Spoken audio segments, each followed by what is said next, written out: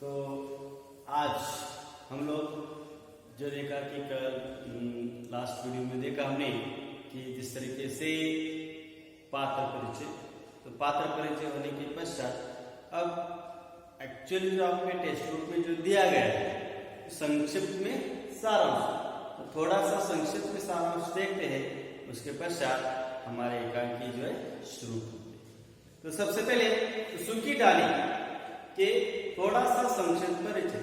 तो सूखी डाली यह एक सम्मिलित परिवार का, जो समाज में रहने वाले सम्मिलित परिवार के बारे में चित्रण है, जो एक शांतिपूर्वक अपना जीवन व्यतीत कर रहा होता है। और शांतिपूर्वक जीवन व्यतीत करते समय उनकी मान्यता यह थी कि वह सोचते थे एक सम्मिलित परिवार ही ऐसा परिवार है जो एक विशाल वट की भांति, वट यानी वृक्ष, बरगद का पेड़, तो वट के भांति ऐसा है जो कि हरा भरा, उसे डाली जो है हरे भरे होनी चाहिए, फलती फूलती वहां पर रहना चाहिए। इसमें व्यक्ति, परिवार और समाज का व्यापक रूप व्याप्त वहां पर देखने के लिए मिलता है, जिसमें आधुनिक संघर्ष और मनोवैज्ञानिक स्थितियों का बहुत ही सजगता से वर्णन यहाँ पर करते देखने के लिए मिल गया।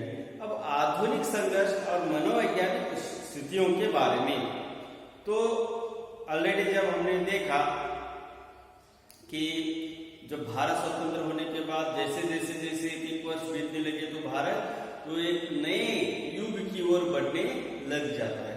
तो उसमें आधुनिक संघर्ष यह है कि आज और उस दिन की, उस समय की बातें, इसमें बहुत ही अंतर है।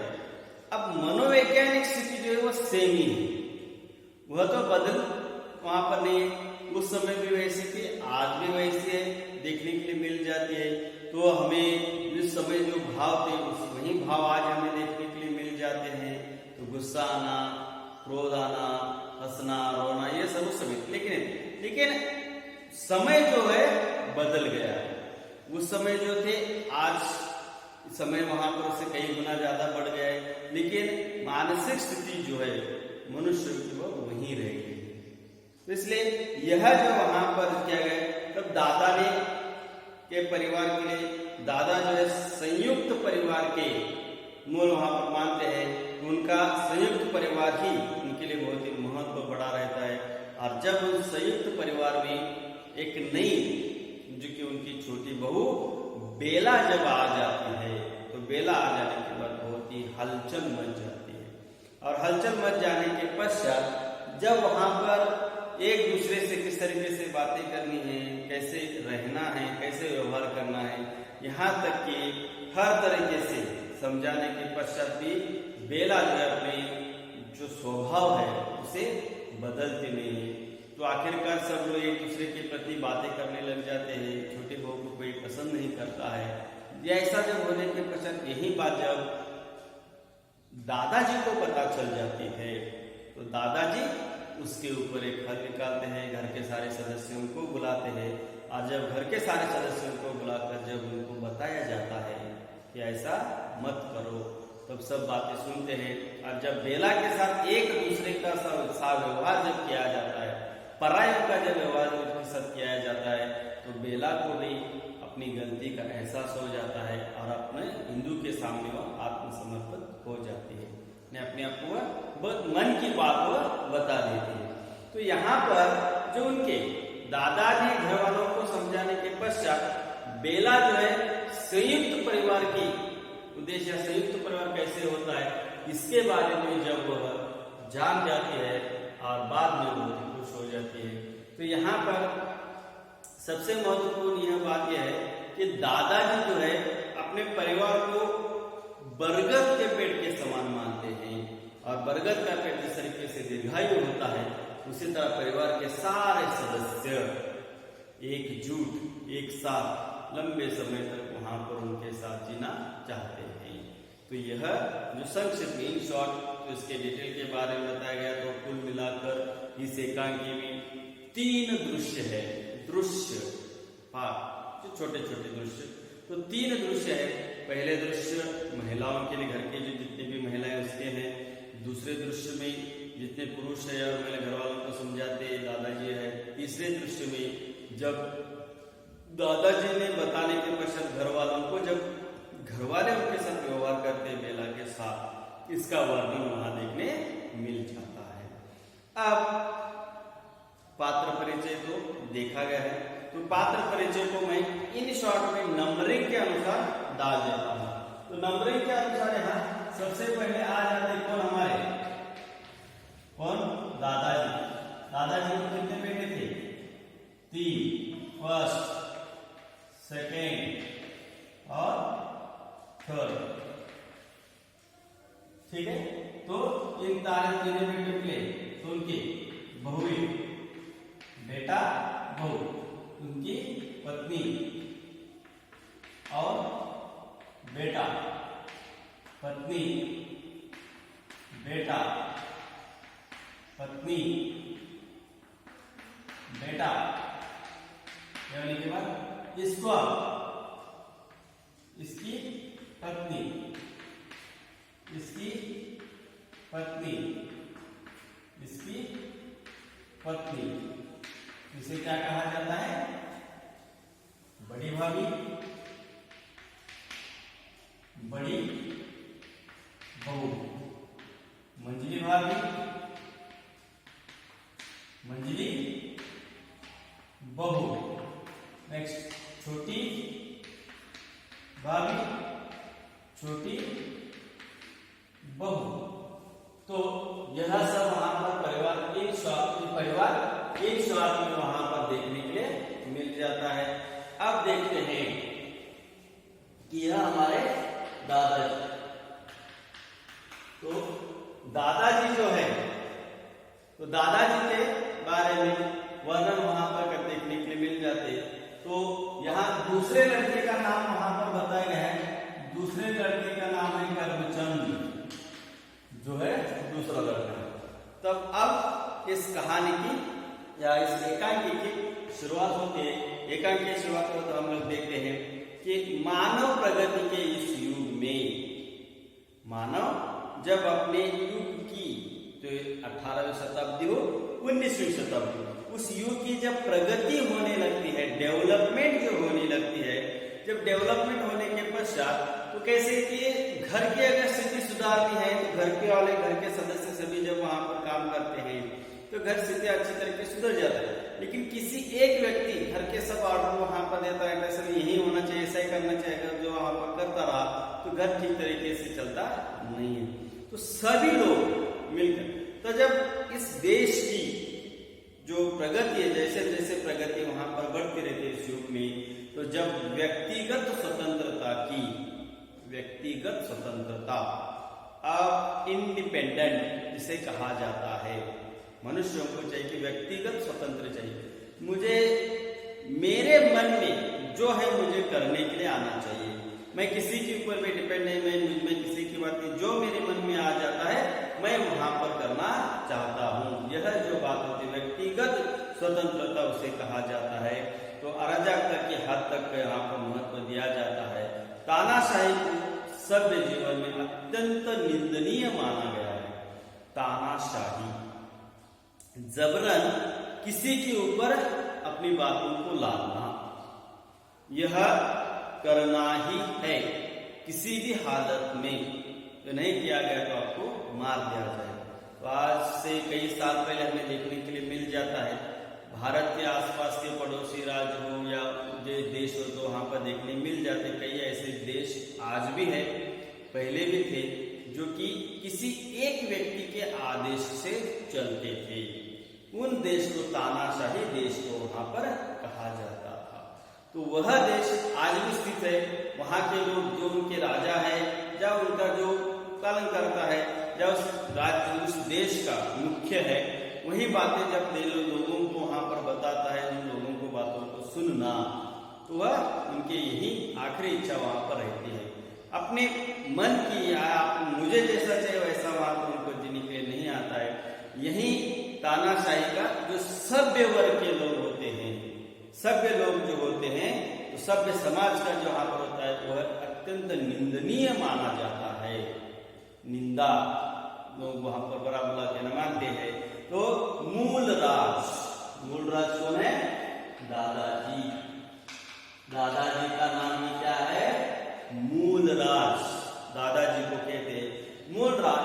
अपने समस्त कुटुंब की एक यूनिट इसमें बांधना चाहते हैं, पूर्णतः अपने स्वरूप अपना प्रभाव जहां पर जमाए रहते हैं उस महान वट वृक्ष की भांति उन्हें अटल खड़े हुए देखने मिल जाता है। अटल, दृढ़, बिना टूटे, बिना दृढ़ से कहां पर अटल। हम लोग कोई भी बात अगर करनी है तो उस बात पर हमें अटल रहना चाहिए, दृढ़ रहना चाहिए। तो यहाँ पर मूल राज दादाजी जो है वह अपने परिवार के प्रति उनकी एक इच्छा है कि उनका परिवार कभी भी टूटे ना, कभी भी ये वहां पर बिखरे ना, कभी भी अलग ना हो जाए। यह उनकी हमेशा से इच्छा रहती है। इसलिए वह अपने इस कार्य पर अटल है, दृढ़ है। तो कार्य आपको देखने मिल जाता है। तो लंबी जहां पर इस तरीके से वटवृक्ष में देखने के लिए मिल जाता है तो वह तो इस तरीके से बड़ा वहां पर आ जाता है और उसके अनेक तरीके से जो डालियां होते वहां पर बहुत बड़ा, वो दूसरी तरफ वहां पर आ जाते हैं। तो वे जो कहते हैं कि जैसे अच्छा दिखता है वहां पर लंबी डालियां, तो उनमें वहां पर जो ब्रांचेस होते हैं वह ब्रांचेस बहुत वहां पर जगह पर चले जाते हैं और चले जाने के पश्चात तो यह वृक्ष, तो जैसे जैसे वह वृक्ष बढ़ता है फलता है, इस धरती का एकमात्र ऐसा कहा जाए तो एकमात्र ऐसा वृक्ष है बरगद का पेड़, वटवृक्ष का पेड़। वह पेड़ हमेशा जैसे जैसे यहाँ पर डले थे तो वह हमेशा आगे क्या होता रहता है? बढ़ता ही रहता है, चलता ही रहता है। और उसके लंबे डालियां उनके आंगन में एक छोटे से छाते की भांति तो वह धरती को छूने का प्रण किए जा रहे हैं। तो यहाँ तो उनके बरगद के पेड़ के नीचे उनका एक छोटा सा वहां पर घर था, उस घर के तो उसके छाया वहां पर हमेशा देते हुए देखने मिल जाते हैं। तो उन्हें अनगिनत वहां पर अब पेड़ है, घर के पास हो, बाहर हो, कहीं पर भी हमें देखने के लिए मिल जाता है। कोई भी छोटा पेड़ हो, बड़ा पेड़ हो, कोई भी। तो यहाँ तो बरगद का पेड़ है और उस बरगद के पेड़ में छोटे वहां पर क्या होते हैं? घोंसले होते हैं। तो घोंसले किसके होते हैं? घर पक्षियों के। पक्षी जो आकर वहां पर अपने घोंसलों को बनाते हैं, अपने घर को वहां पर बना देते हैं, पत्ते छिपाए वहां पर देते, वर्षों से तूफान आंधियों से सामना वहां पर किए जा रहे हैं। तो यहाँ पर पेड़ पर जो पक्षी आ जाते, बहुत सारे वहां पर हवाएं आ गई थे, तूफान आ गए, तो वहां पर मौसम बदल गए, फिर भी लेकिन वह कैसे है? दृढ़ निश्चय से अटल खड़ा हुआ है, कभी टूटता नहीं है। तो यहाँ दादाजी की भी इच्छा अपने परिवार के बारे में ऐसी है, वह चाहते हैं कि उनका परिवार, उनका जो छोटा परिवार होता है वो किस तरीके से हो?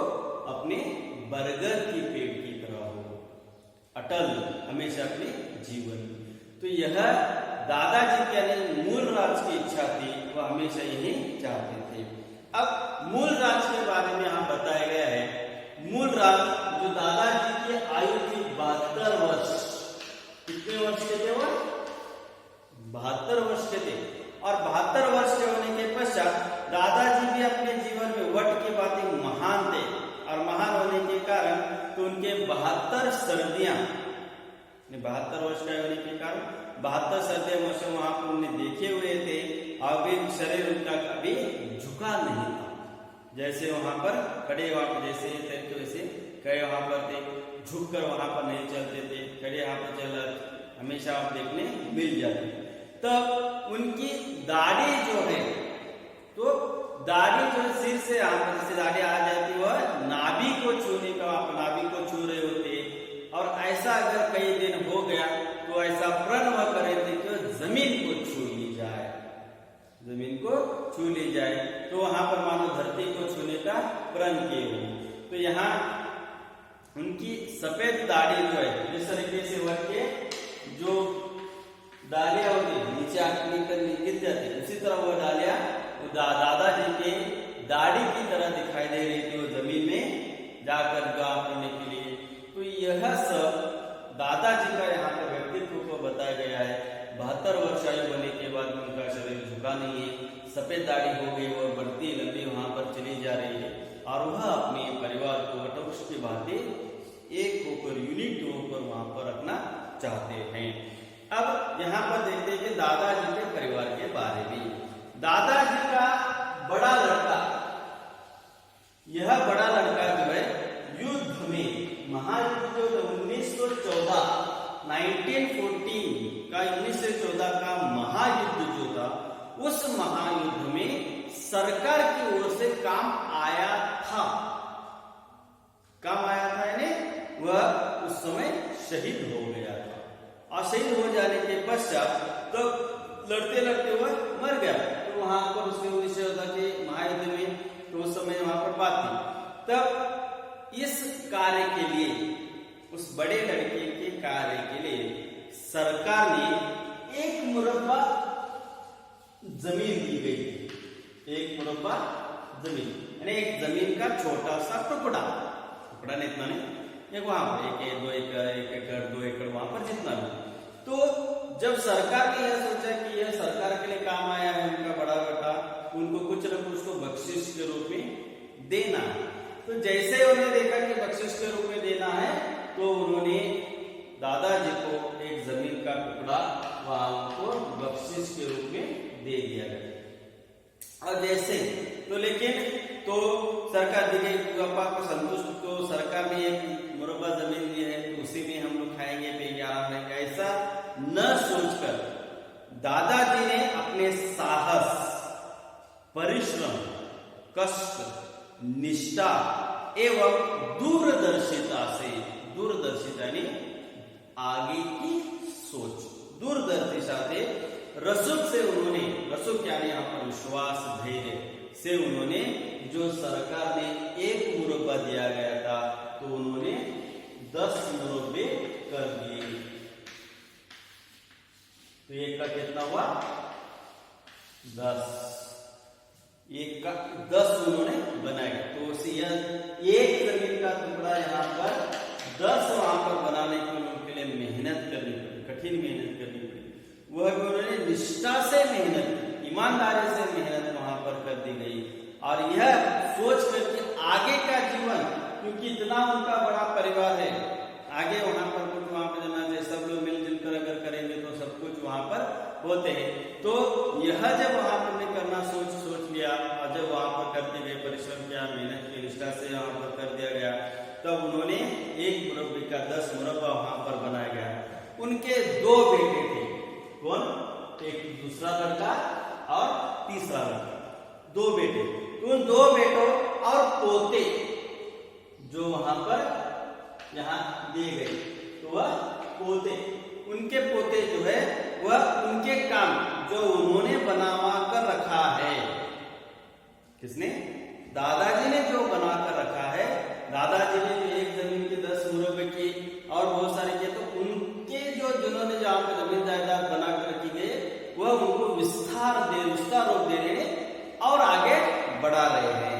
तो उनमें से 2 बेटे और पोतों ने वहां पर जमीन, फार्म, डेयरी और चीनी की उस कारखाने के बाहर के देखभाल करते, जो उन्होंने हाल ही में बनवाया है। यानी देखिए, डेयरी है, फार्म हाउस है, फार्म है, वाली जमीन है, यहाँ तक कि चीनी का कारखाना, शुगर फैक्ट्री, यह भी उन्होंने लगवाया है। ये साथ कौन देखते हैं? 2 लड़के और उनके पोते, ये सब देखने मिल जाते हैं। तो उस आने में अपनी जमीन में लगाया। सबसे छोटा लड़का जो अभी नायब तहसीलदार, असिस्टेंट तहसीलदार के नीचे, अधिकारी के नीचे जो काम करने वाले होते हैं, तो नायब तहसीलदार बना हुआ है और कस्बे में ही लगा है। कस्बा यानी गांव, जहां दादाजी का गांव है, उसी गांव में वहां पर उसकी पोस्टिंग हो गई, वहीं पर ही लग गया। अब जिस घर का पहले से इतना नाम बड़ा है कि पहले इतने वहां पर दादा ने 1-10 वर्ष बनाए तो बड़ा वहां पर नाम देखने के लिए मिल जाता है। और उनमें दूसरी यह बात यानी उनका पोता जो है वह भी नायब तहसीलदार बन गया है। और इसके साथ और एक दूसरी खुशी की बात यह है कि उस परेश पोते का विवाह जो है लाहौर के प्रतिष्ठित व्यक्ति के साथ वहां पर सुशिक्षित लड़की से हुआ है। सुशिक्षित यानी जो पढ़ी लिखी है, और पढ़ी लिखी होने के कारण अब दोनों बातें, पोता नायब तहसीलदार बन गया है और पतोहू यानी उसकी पोते की पत्नी जो है वो सुशिक्षित लड़की है। यह दोनों वहां पर होने के कारण छोटे पोते सुशिक्षित होना अपने दो महत्वपूर्ण बातें हैं। और पहले सरकारी हल्के में, सरकारी कार्यालयों में पहले से ही उनकी प्रतिष्ठा की मान सम्मान था, और यह दोनों जब और वहां पर उनसे मिलने के कारण और ज्यादा प्रतिष्ठा सम्मान उनको संभावना वहां पर देखने मिल जाती है। आदर होने लगा तो साथ ही साथ दूसरी ओर उनके परिवार के लिए एक संकट का भी विषय था उपस्थित। अब इतना सब दादाजी के पास जमीन है, जायदाद है, फैक्ट्रियां है, सब कुछ है, सभी मिलजुल कर रहते हैं, और पोते का विवाह भी एक अच्छे प्रतिष्ठित व्यक्ति के घर से जो वहां पर एक सुशिक्षित बेटी है उनसे भी वहां पर विवाह उन्होंने कर दिया गया है। तो ये सब अच्छे होते हुए भी उनके लिए एक संकट उपस्थित हो गया है। तो संकट उपस्थित यानी यह है कि उनके तीनों बहुएं यानी बड़ी बहू, मंझली बहू और छोटी बहू। तो यहाँ पर दादाजी के तीन ही बहू, बड़ी बहू, बड़ी जिसे आमतौर पर कहा जाता है बड़ी भाभी, मंझली भाभी और छोटी भाभी, तीनों बहुएं और घर के जितने भी महिलाएं हैं, चाहे उनकी बड़ी बहू हो, मंझली बहू हो, ये सभी रजवा हो, पार हो, ये सभी बहुत ही कम शिक्षित, यानी उन्होंने पाठशाला में गए ही नहीं थे।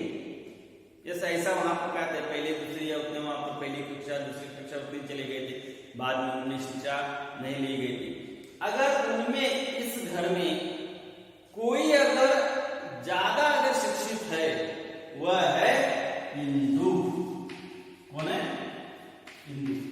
हिंदू जो है वह प्राथमिक कक्षा तक उतनी उसकी पढ़ाई पूर्ण की है, कहां तक? प्राथमिक कक्षा तक उतनी ही पढ़ाई जो उसने पूरी किया, और यह घर भर में सबसे ज्यादा पढ़ने वाली लड़की है। तो इस कारण तो यहाँ पर प्राइमरी स्कूल तक, वहां पर प्राइमरी स्कूल तक उसने वहां पर स्कूल की पढ़ाई कर दी गई है, सफलतापूर्वक शिक्षा प्राप्त हुई है। तो इस पोती को वहां पर दादा से बहुत ही प्यार है, दादा की वह लाडली है, हर इच्छा उसकी दादा जो उसकी पूरा करते देखने के लिए मिल जाती है, और उसकी भी खूब दादाजी के सामने चलती भी है। तो अपने पोते से बहुत प्यार करने के कारण उसे वहां पर कुछ कहा नहीं जाता। अब दूसरी ओर संकट का विषय यह है कि जो बेला है, बेला जो है वह ग्रेजुएट है, यानी उसने ग्रेजुएट पूर्ण किया है, और ग्रेजुएट पूर्ण करने के कारण तब जब वहां पर ग्रेजुएट पतोहू ने जब आने से जो घर में छोटी बहू कहलाती है तो वह वो यहाँ पर पुकारे जाते हैं। जैसे कि जिस तरीके तालाब होता है, कौन उस तालाब में एक अगर ईंट फेंक दी जाए तो तालाब में जब ईंट गिरती है तो गिर जाने के जैसे ही पानी में गिर जाते हैं जो वेव्स जो तैयार होते हैं, तालाब तरंग जो वहां पर लहरें जिस तरीके से निर्माण होते उठने लगते हैं, जैसे ही स्थिर पानी में बड़े वहां इस स्थिर परिवार में बेला जो है ईंट की भांति गिर जाती है, और गिर जाने के पश्चात जो तरंगे लहरें जो पैदा होती है, तो इस घर में लहरें पैदा होते। कारण यह है कि आधुनिक युग की जो ग्रेजुएट बहू है, जो कि एकल परिवार की है, जो जिसने सिर्फ और सिर्फ वहां पर अपने ऑर्डर को उसने जो छोड़ा है, सिर्फ अपनी ही मनमानी की गई है, और जब वो संयुक्त परिवार में जब आ जाती है, आ जाने के पश्चात सभी तरफ लहरें उठने लग जाते हैं, एक दूसरे की वहां पर जो बातें देखने मिल जाती है।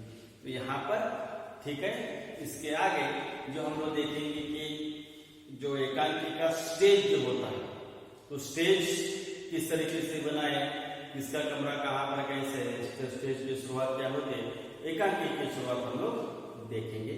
तब तक के लिए मुझे रजा दीजिए। Thank you.